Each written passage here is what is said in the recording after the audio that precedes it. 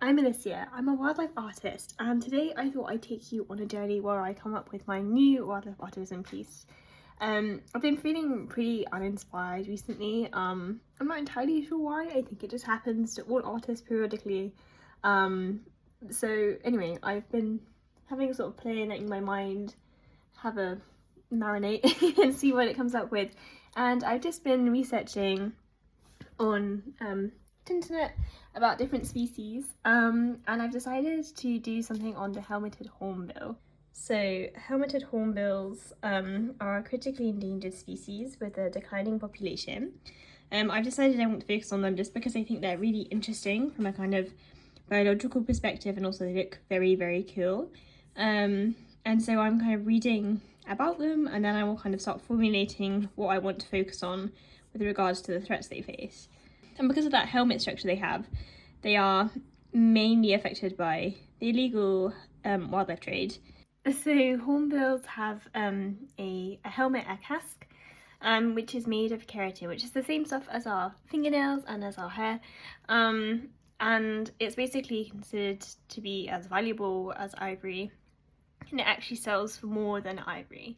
So over the last 10 years, if not more, it's been illegally traded, and that's kind of ramped up because as the numbers of hornbills have decreased, its value has increased. So it's carved in the same way that people would carve ivory. I would quite like to do something that looks at that value. It's something I've looked at before with obviously the ivory trade, but I think that I want to approach it in a different way.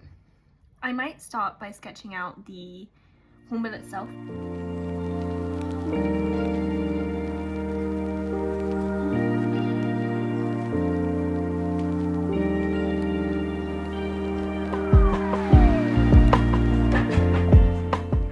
So I'm probably a couple of hours into working on my hornbill. Bio takes me the longest out of any media. And I've had an idea for how I want to like convey the theme in the actual like bill itself and in that structure. But I haven't done it just yet. But so far it's looking like this. So I've been layering up down here, detailing on the eye, starting to do a bit of the bill and that head structure.